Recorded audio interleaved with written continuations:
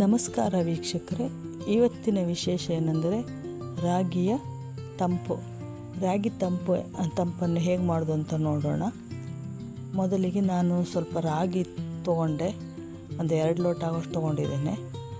ಇದು ಮೊದಲೇ ರಾಗಿ ನಾವು ತೊಳೆದು ಒಣಸಿಟ್ಕೊಂಡಿರ್ತೇವೆ. ರಾಗಿ ತುಂಬ ಧೂಳಿರೋದ್ರಿಂದ ಸ್ವಲ್ಪ ತೊಳ್ಕೊಂಡು ಒಣಸ್ಕೊಂಡ್ರೆ ಒಳ್ಳೆಯದು. ಈ ರಾಗಿಲೂ ಅಷ್ಟೇ ತುಂಬ ಕ್ಯಾಲ್ಸಿಯಂ ಇರೋದ್ರಿಂದ ಮೂಳೆಗಳಿಗೂ ಒಳ್ಳೆಯದು. ಈಗ ಬಾಣಲೆ ಬಿಸಿ ಮಾಡಿಕೊಳ್ಳೋಣ. ಬಾಣಲೆ ಬಿಸಿಯಾಗಿದೆ. ಈಗ ಇದರಲ್ಲಿ ಸ್ವಲ್ಪ ರಾಗಿ ಹಾಕ್ಕೊಂಡು ಹುರಿಯೋಣ.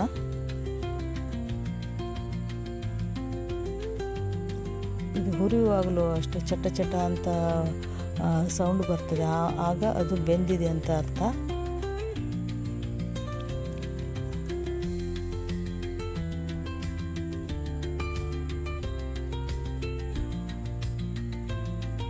ಚೆನ್ನಾಗಿ ಫ್ರೈ ಮಾಡಬೇಕು, ಹಸಿ ವಾಸನೆ ಹೋಗಬೇಕದು.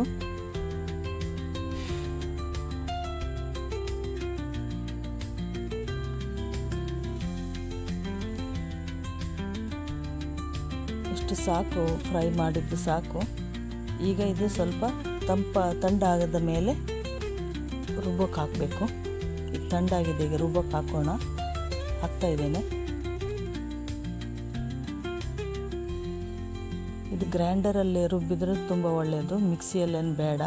ಗ್ರೈಂಡ್ರಲ್ಲಿ ರುಬ್ಬಿದರೆ ನೈಸಾಗಿ ರುಬ್ಬಬೇಕಿದು. ಮಿಕ್ಸಿಯಲ್ಲಿ ರುಬ್ಬಿದರೆ ಅಷ್ಟು ನೈಸ್ ಆಗೋದಿಲ್ಲ, ಅದಕ್ಕೆ ಗ್ರೈಂಡರೇ ಒಳ್ಳೆಯದು.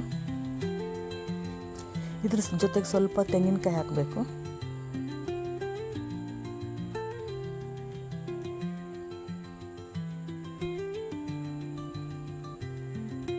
ಸ್ವಲ್ಪ ಉಪ್ಪು ಹಾಕ್ಕೊಳ್ಬೇಕು.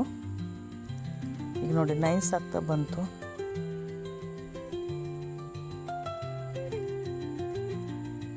ಆಯ್ತು, ಈಗ ಗ್ರೈಂಡರಿಂದ ತೆಗಿಯೋಣ. ಈಗ ಸೋಸ್ಕೊಳ್ಬೇಕು.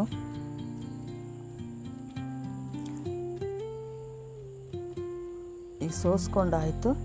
ಈಗ ಇದಕ್ಕೆ ಬೆಲ್ಲ ಹಾಕ್ತಾ ಇದ್ದೇನೆ. ಬೆಲ್ಲನೂ ಅಷ್ಟೇ, ಇದು ಗಟ್ಟಿ ಬೆಲ್ಲ ಅಲ್ಲ, ನಮ್ಮ ಕಡೆಯಲ್ಲಿ ತೆಳ್ಳಗಿನ ಬೆಲ್ಲ ಸಿಗುತ್ತೆ, ಜೇನುತುಪ್ಪದ ಥರನೇ ಇರ್ತದೆ. ಅದನ್ನೇ ನಾವು ಜಾಸ್ತಿ ಯೂಸ್ ಮಾಡೋದು. ಅದನ್ನು ಹಾಕ್ತಾ ಇದ್ದೇನೆ. ಇದು ನಮಗೆ ಎಷ್ಟು ರುಚಿಗೆ ಬೇಕು ಅಷ್ಟು.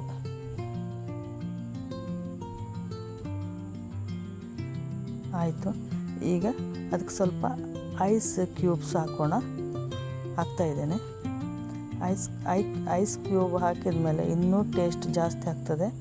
ಮತ್ತು ಇದು ಬೇಸಿಗೆಯಲ್ಲಂತೂ ತುಂಬ ಒಳ್ಳೆಯದು, ತುಂಬ ತಂಪಾಗ್ತದೆ ಮತ್ತು ಬೇಗ ಹಸಿವೆನೂ ಆಗೋದಿಲ್ಲ ಇದು. ಈಗ ಆಯಿತು, ಸರ್ವ್ ಮಾಡೋಣ.